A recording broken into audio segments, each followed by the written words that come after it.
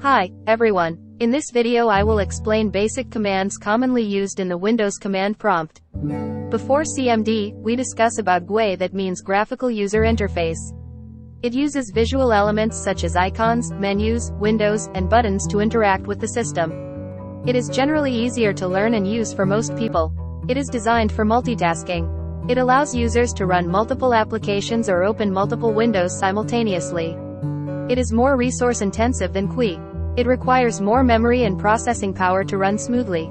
It is more customizable regarding appearance and behavior.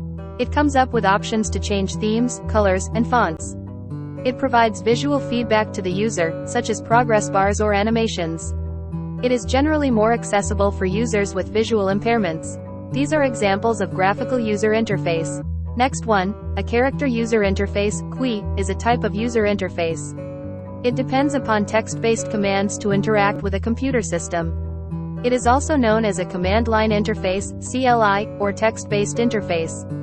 It uses text-based commands entered into a console or terminal. It requires more knowledge and experience with text-based commands and the underlying system. It is used for a single task or command at a time. It is less resource-intensive than GUI.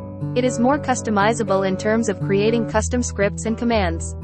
CUIs provide textual feedback. It is more accessible for users who are familiar with text-based commands and have experience with the underlying system. Some extra points about CMD: the command prompt allows users to perform a wide range of operations, including running programs. Users can launch programs by typing the program's executable name and pressing enter.